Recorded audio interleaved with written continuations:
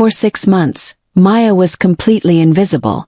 In the neon-drenched streets of Seoul's elite district, she was just the quiet black girl who wiped down counters at midnight, blending into the background of a city that never truly saw her.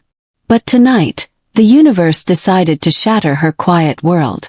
Tonight, the city's most feared shadow didn't come to her cafe for a warm drink. He crawled behind her counter to survive. His name was Kangdae.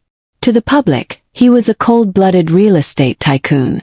To the underworld, he was the ruthless heir to the largest syndicate in East Asia. A man who had never known a soft touch, and never given one. And right now, his life rested entirely in the hands of a woman who had every reason to run. Maya lowered herself slowly. Her hands were trembling, but her eyes were remarkably steady. Kangdae's grip suddenly snaps onto her wrist like a steel cuff. The contrast between his pale, scarred hand and her warm skin is stark. Kangdae, gasping, voice low and dangerous, said, "If you scream, if you dial a single number, I will ensure you never leave this city alive." Maya, calm, soft yet unyielding, replied, "If I scream, you bleed out in 3 minutes. If I dial a number, it's for an ambulance you clearly don't want. So let go of my wrist so I can save your life." Kangdae's eyes widened slightly in shock. No one spoke to him this way. Slowly, his fingers loosen, and he slips into unconsciousness. Suddenly, headlights flash outside. Black luxury sedans crawl past the cafe windows. Men in dark suits scan the alleyways. The wolves were hunting. Maya knew that keeping this man alive meant declaring war on the shadows. A normal person would have walked out the back door. But Maya possessed something rare in a city built on cold stone, a fiercely protective heart. She dragged him into her tiny one-room apartment. It smelled of vanilla, cinnamon, and home, things Kangdae hadn't experienced since childhood. For the next 3 hours, Maya didn't think about the danger. She focused on the wound.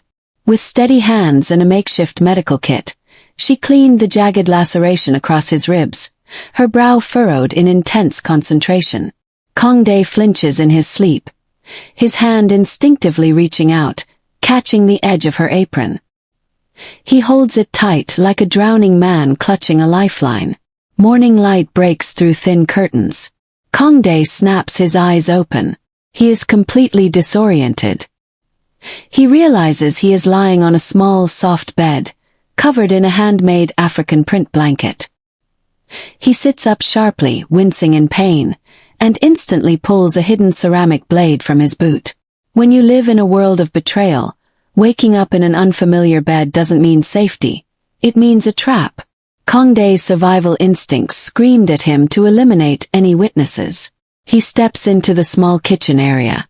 Maya is standing at the stove, humming softly, cooking a warm breakfast. She doesn't flinch when she hears his footsteps. She turns around, holding a plate eye to eye with a deadly mafia boss holding a knife. Kangdae, voice icy, blade raised, said, "Who do you work for? Who paid you to keep me alive instead of finishing the job?" Maya sighs, putting the plate down, and said, "The only person who pays me is the cafe owner, and it's barely enough for rent. Sit down before you tear my stitches. I spent 3 hours making sure your stubborn heart kept beating." Kangdae looks down at his neatly bandaged torso, then back at her face. He looks at her skin, her eyes, her accent, realizing she is an outsider, entirely detached from the treacherous web of the Seoul underworld. Kangdae, low and intense, said, "You don't know who I am, do you? If my enemies knew I was here, they would burn this entire block to the ground just to ash me." Maya steps closer, completely unfazed by the knife, and said, "I know you're a man who is bleeding. And right now, in this room, you're just a guest who needs breakfast. Sit." Kangdae slowly lowers the blade and sits at the small wooden table. He eats silently. The psychological shift was happening, the ruthless tyrant being disarmed by pure, uncalculated kindness. For the first time in his life, Kangdae was powerless, not because of a weapon, but because of a total lack of malice. In his world, every smile had a price tag, and every woman wanted a piece of his empire. But Maya looked at him as if he were just a human being. Kangdae, staring at his plate, voice rough, asked, "Why didn't you call the police? You could have received a massive reward for turning in a man like me." Maya leans against the counter, looking out the window, and said, "Where I come from, we don't hand people over to the wolves. Besides, I saw your eyes before you passed out. You weren't angry. You were terrified. Nobody deserves to die alone in a dark alley." Kangdae stops eating. He looks up at her, a profound, heavy silence filling the room. A spark of something dangerous, protective, and intensely romantic ignites in his chest. 2 days later, Kangdae is standing by the window, his strength returning. He watches Maya prepare to leave for her evening shift at the cafe. He steps in front of the door, blocking her exit. His demeanor has shifted back to a commanding, dominant posture. Kangdae said, "You aren't going back to that cafe. It's no longer safe. My men have traced my location, and they will be here by sunset.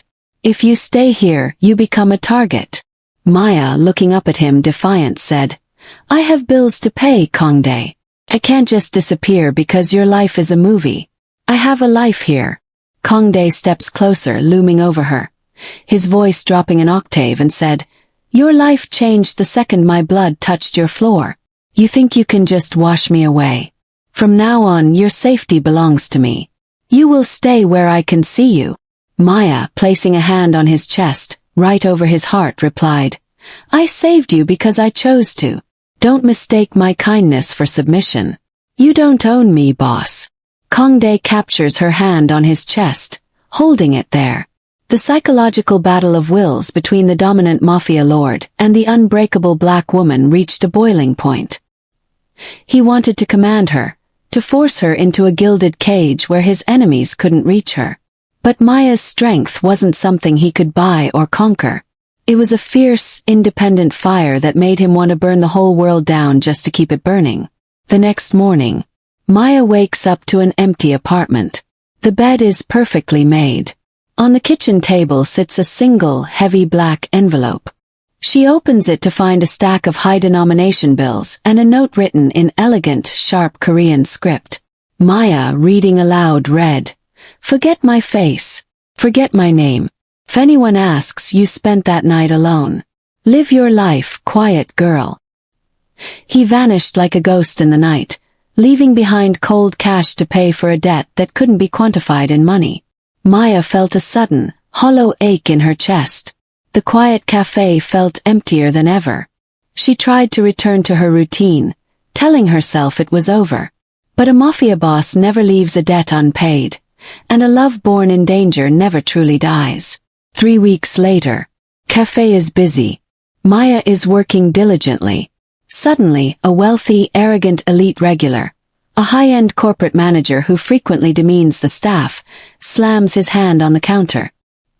He spills his hot coffee intentionally across the register. The elite customer yelled, drawing a crowd, "Are you blind? Look what you did to my suit. You foreigners come to our country, taking up space, and you can't even pour a simple cup of coffee. Get the manager out here. I want this trash fired and deported."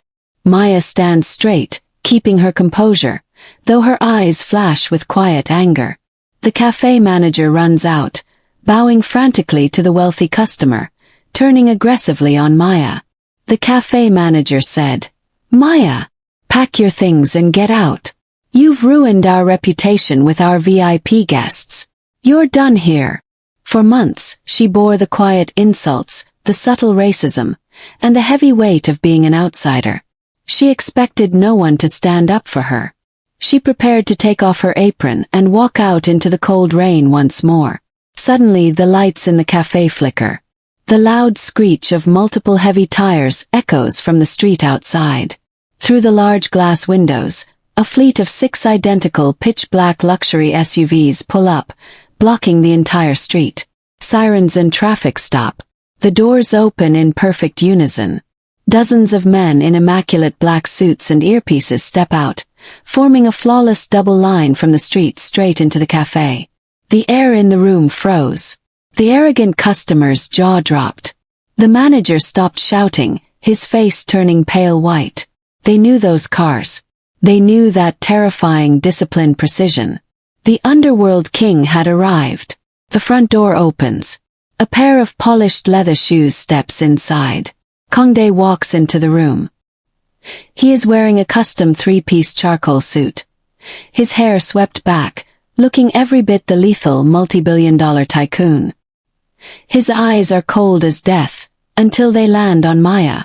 Kangdae walks past the trembling manager and the arrogant customer as if they are ghosts. He stops directly in front of Maya.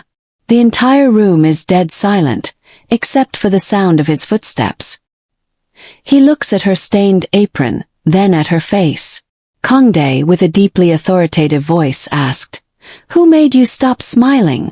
Maya, a small, knowing smile playing on her lips, replied, "I told you I could handle myself, boss."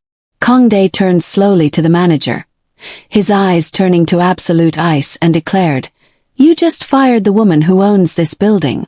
In fact, as of 30 seconds ago, my firm purchased this entire district.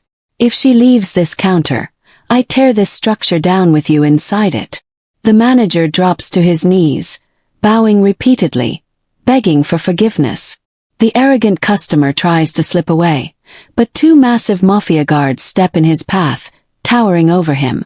Kangdae looks back at Maya, his voice softening, a rare display of deep public affection, and said, "I told you your safety belongs to me. I tried to stay away to protect you from my world. But I realized my world is nothing without you in it." Kangdae reaches into his breast pocket. He doesn't pull a weapon. He pulls out a beautifully crafted, traditional Korean silk box.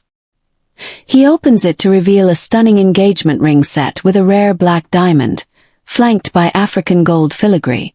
It was a declaration of absolute love, and a declaration of total war. By bringing a beautiful black woman from a humble cafe into the absolute apex of the Korean underworld, Kangdae was breaking every rule of the old elite. He was daring his enemies to try him. Kangdae, taking her hand, sliding the ring onto her finger, his eyes burning with absolute devotion, said, "They call me a monster, Maya. But if you stand by my side as my queen, I will build an empire where no one will ever dare to look down on you again. Will you ride through the fire with me?" Maya looks at the ring, then looks up into his eyes. She grips his hand tightly, her choice made. The mafia guards bow deeply to both of them. The quiet cafe girl was gone. The era of the African queen of the Seoul underworld had just begun.